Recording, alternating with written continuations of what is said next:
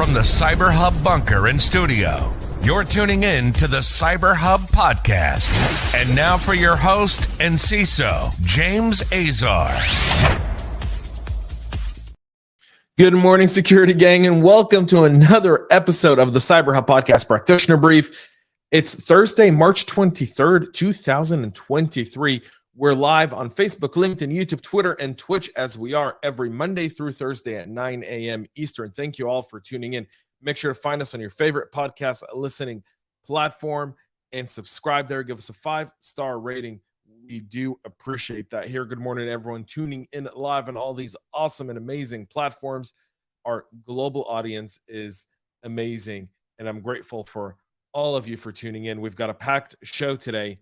China targeting civilian aircrafts by jamming their GPS, a Dole data breach, and a whole lot more. We're going to get started on this morning's show here in just a second. But before we do, if you haven't checked out the new CISO Talk podcast with the awesome, magnificent Olivia Rose, you're missing out.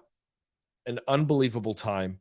Really a fun listen. If you haven't caught it yet, it's a great listen over the weekend. It's something wonderful to kind of walk you into your Friday, carry you through the weekend. So much insight, so much wisdom.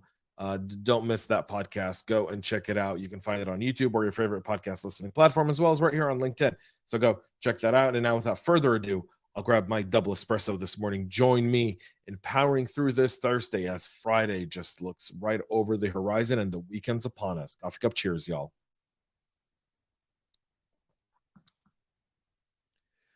We're going to start with financial services. Two stories here. First one is attackers are injecting credit card stealers into payment processing modules, primarily targeting authorized.net. This has been something before where they would hide their malicious code inside authorized.net payment gateways for WooCommerce. That way they would evade detection by security scans. Historically, threat actors would breach a commerce site like Magento or WordPress running WooCommerce that inject the JavaScript into the HTML of the store or customer checkout pages. These scripts will then steal inputted customer information on checkout, like credit card numbers, expiration dates, CVV, addresses, phone numbers, email addresses, everything you really need to duplicate the card, duplicate the identity, and be able to perform financial fraud using that information. However, now many online merchants are working with the security software companies that scan the HTML of public-facing e-commerce sites to find malicious scripts. That's making it a little bit harder. So to evade detection, threat actors are now injecting malicious scripts directly into the site's payment gateway module that's being used to process credit cards upon checkout. As these extensions are usually only called after a user submits their credit card detail and checks out at the store, they're harder to detect by most current solutions. The campaign was discovered by website experts over at Security after being called in to investigate an unusual infection on one of their client systems. So the WooCommerce platform for WordPress is the one that's primarily targeted to accept credit cards on the site. Stores utilize a payment processing system like authorized.net, which processes around 440,000 merchants worldwide.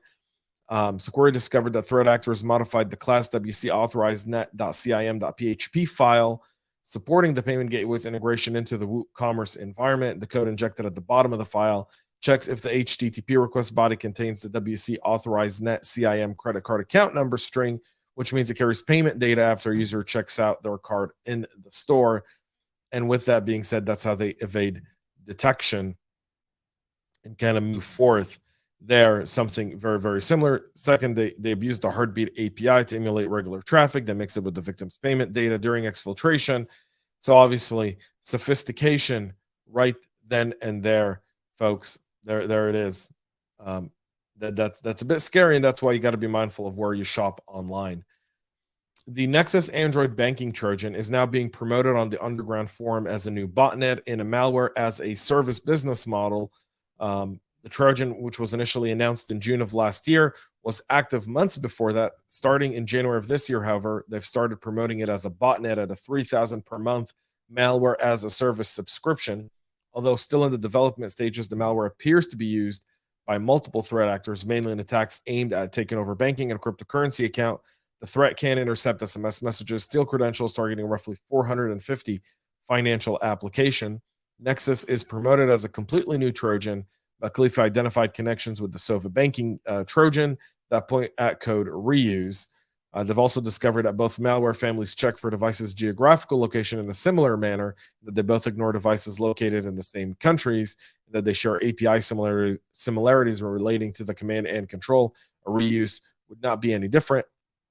They would create custom injection targeting the application of around 450 financial institutions, and that's on Android there. So keep that in mind, gang. And now, a new feature of our show. I hope you're ready, because here we go. There is a security breach.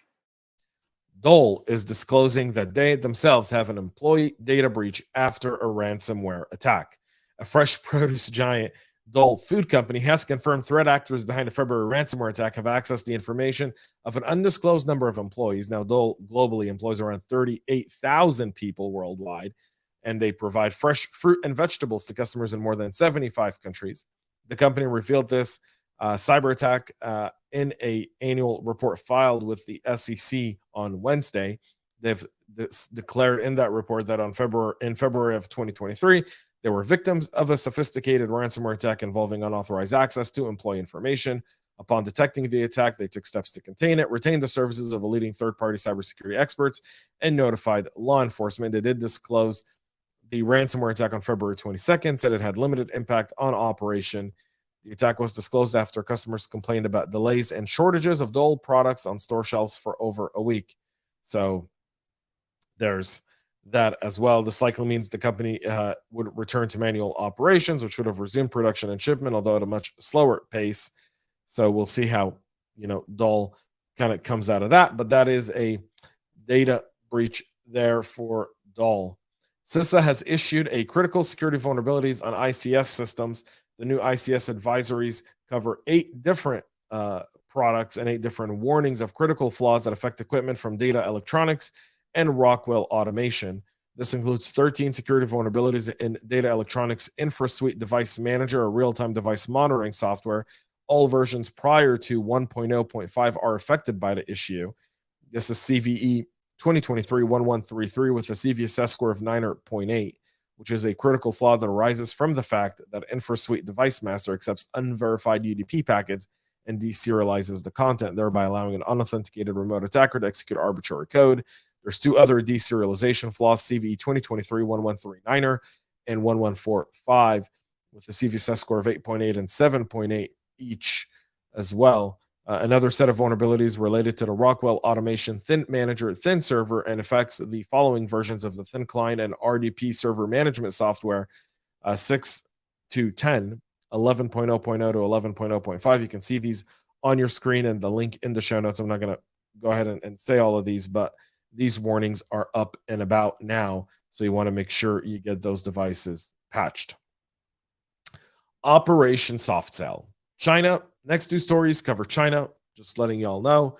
So telecommunication providers in the Middle East have been a subject of a new cyber attack that started really in January of this year. The intrusion said has been attributed to a Chinese cyber espionage actor associated with a long-running campaign dubbed Operation Soft Cell, and that's based on tooling overlaps. The initial attack phase involved infiltrating internet-facing exchange servers to deploy web shells used for command execution, according to Sentinel-1. Once the foothold is established, the attackers conduct a variety of reconnaissance, credential theft, lateral movement, and data exfil activities. Operation Soft Cell, according to Cyber Reason, refers to malicious activities undertaken by China-affiliated actors targeting telecom providers since at least 2012. The soft shell threat actor is also tracked as Gallium, is known to target unpatched internet-facing and use tools like Mimikatz to obtain credentials that allow for lateral movement across the network. This specific attack, one, we don't know who the telecom provider is in the Middle East. There's a handful of them that are really, really large and would justify this type of action. So it's not hard to kind of look at the deuce. They were able to stop this type of attack, but it certainly is showing the fact that a lot of countries are starting to untrust products coming from China in their communication networks. China's trying to find other ways in, and now that kind of solidifies those fears, by the way. Solidifies them significantly. Additionally, Qantas is warning their pilots that Chinese warships are signal jamming passenger airliners in the South China Sea and in the South Pacific, in the Western Pacific Ocean. So Australia's Qantas Airlines has issued a warning with ongoing signal interference on the VHF communication channels from stations purporting to represent the Chinese military. This is happening to commercial flights over Western Pacific Ocean and South China Sea. The Australian flagship airline also warned that some flights are experiencing jamming of their GPS systems, causing a denial of service while they're flying. These are originating from warships operating off the northwest shelf of Australia that belong to China. This is not only the China-related activity in the world of aviation in the region. On March 2nd, the International Federation of Airline Pilots Association noted that military warships located in the South China Sea, the Philippine Sea, and the Eastern Indian Ocean were placing VHF calls to some passenger flights and military aircraft. In some cases, the flights were provided vectors to avoid airspace over the warship.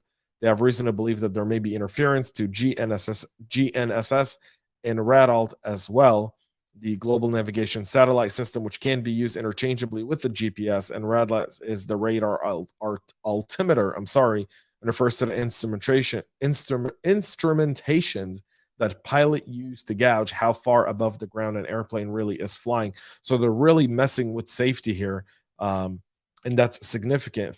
Though the news seemed alarming, Qantas apparently is telling flight crews to carry on with their designated flight plan should they see the unusual activity, but to report interference, watch the documentary recently on MH370, right? And MH370, for those who don't know, is the Malaysian aircraft that about 10 years ago just disappeared out of thin air.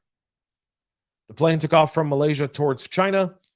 It never made it, and there's a whole bunch of theories around it. So this goes to OT-IT security, just by the way, significant. But this is endangering the public. And if they could jam the GPS on a flight, could they have jammed back then MH370?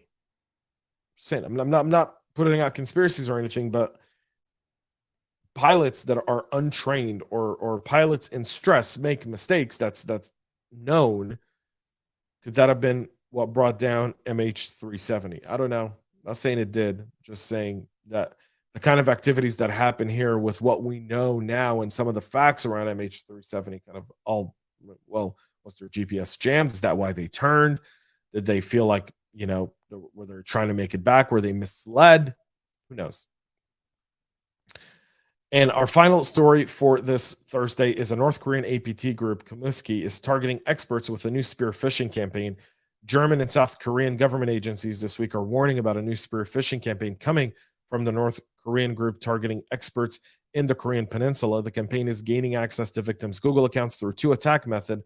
One, the infection of an Android phone through a malicious app on Google Play, and the other is the use of a malicious Chromium web browser extension. The APT, many know as TA406 or Thallium, has been operating since 2012. They largely target diplomats, NGOs, think tanks, and experts on issues related to the Korean Peninsula. The advisory by the German Constitutional Protection Agency and the Republic of Korea's National Intelligence Service describe a highly targeted campaign focusing on familiar victims.